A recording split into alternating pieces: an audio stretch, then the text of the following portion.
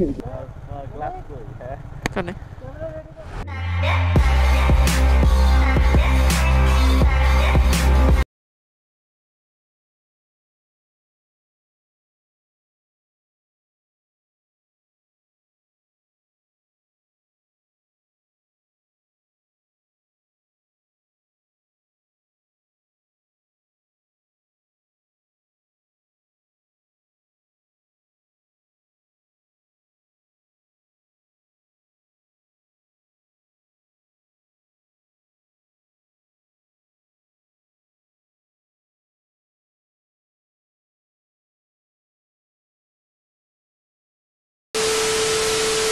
WhatsApp তাহলে দিছি মির্জা অনেক ওয়েলকাম বোথানো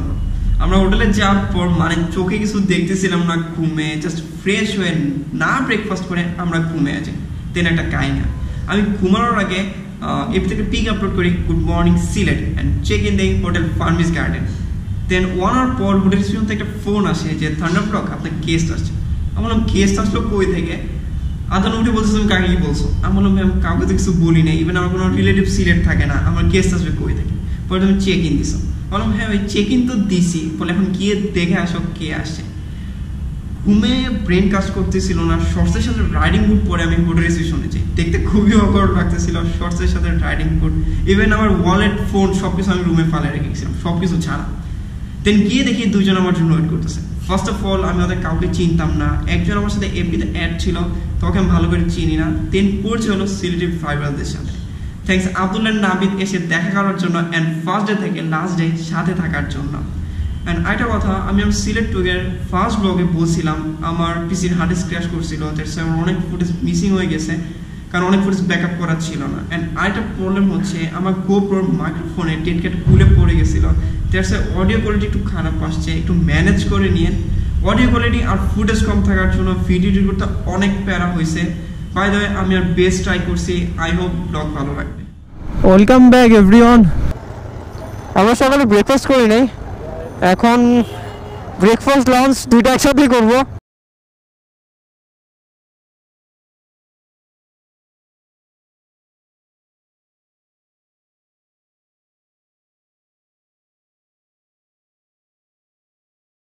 আমরা ব্রেকফাস্ট আর লাঞ্চ একসাথে করার জন্য ফেমাস পাঁচ ভাই রেস্টুরেন্টে যাই সিলেট আসি পাঁচ ভাই রেস্টুরেন্টে ফুড ট্রাই করবো না তা কি হয় অ্যান্ড আমরা প্ল্যান করতেছিলাম কই ঘুরতে যাওয়া যায় জাফলং রাতারগুল আর বিছানাকান্দি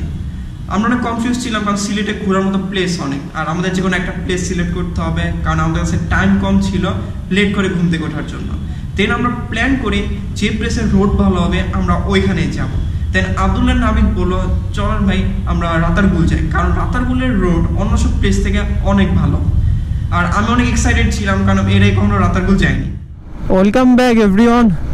আমরা এখন লাঞ্চ করে বেরোলাম এখন যাবো হচ্ছে রাতারগুল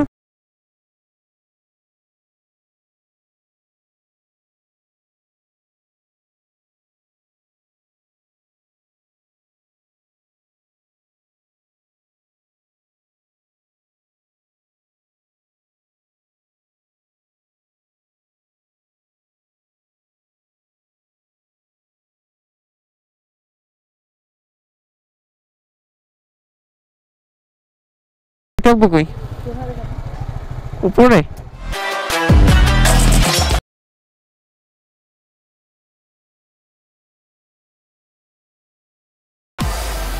আমরা যারা বাইকে ট্রাভেল করি আমাদের একটা টেনশন থাকে বাইকের সেফটি অ্যান্ড পার্কিং নিয়ে এজন্য আমি বলবো রাতারগুল আপনি যেখান থেকে বোট ট্রেনটি নেবেন আপনারা ওইখানে বাইক রেখে যেতে পারবেন কারণ তারা আপনার বাইক দেখে রাখবে শুধু একটু লোক দেখা যাবেন ভাই আসলে বাইক সেফলি ভালো মতো দেখে রেখে রাখবা যাওয়ার সময় কিন্তু তোমাকে বকশিশ দেওয়া যাবো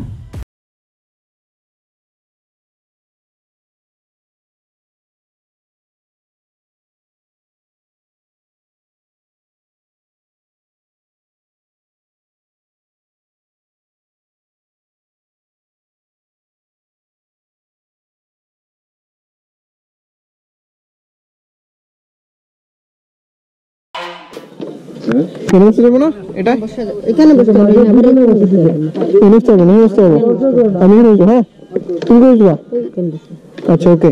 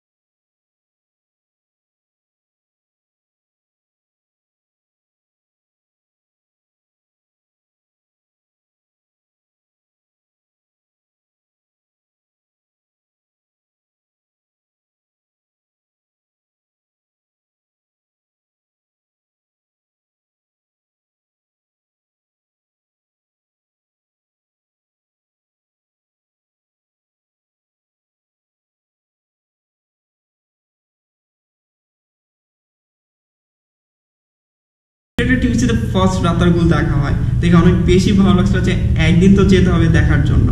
সবচেয়ে বড় কথা, টিভিসিতে যেমন লাগছে বাস্তবে আমার তেমন লাগে নাই। মেবি ওই টাইমে অক্সিজেন ছিল, পানি কম ছিল, মেবি এই জন্য। বাট প্লেসটা অনেক সুন্দর, আপনারা ঘুরে দেখে আসতে পারেন, আই হোপ ভালো লাগবে। আর একটা অ্যাডভাইস হচ্ছে, ওইখানে খাওয়ার মতো তেমন কিছু পাওয়া যায় না, তেমন কিছু না, কোনো কিছুই পাওয়া যায় না। এই জন্য বাইরে থেকে চিপস কোক কিনে নিয়ে যাওয়া ভালো। আমরা ওখান থেকে চলে আসি, আর আমাদের সিলেট সিটিতে ব্যাক করতে করতে রাত হয়ে যায়। আর আমাদের প্ল্যান ছিল আমরা ডিনার করবো পাঞ্চিতে। সিলেট আসছি, পাঞ্চির ফুড টেস্ট করবো না তা কি হয়। আর আমাদের পাঞ্চিতে ছোটোখাটো একটা মিট আপ ছিল সিলেটি ফাইবারদের সাথে। আমরা মিট আপ কমপ্লিট করে, ডিনার কমপ্লিট করে একবারে হোটেলে ব্যাক করি। এখন কিছু ইনফরমেশন দিই। ফার্স্ট, রাতারগুলে বোট রেন্ট কত ছিল। ফার্স্ট অফ অল, আমরা যখন যাই তখন অফ সিজন ছিল, দ্যাটস ওয়াই আমাদের ফুল এরিয়া ঘুরতে অনলি 500 টাকা লাগছে। অ্যান্ড সেকেন্ড হচ্ছে, সিলেট সিটি থেকে রাতারগুল অনলি 20 কিলোমিটার, আর রোড কন্ডিশন অন্য সব প্লেস থেকে অনেক ভালো। বাট আমি একটা কথা বলবো যে সিজন টাইমে রাতারগুল ঘুরলে অনেক বেশি ভালো লাগবে। বাই দ্য ওয়ে, ব্লগ ভালো লাগলে হিট দ্য লাইক বাটন। আজকে এই পর্যন্তই, so take care, bye bye, আল্লাহ হাফেজ।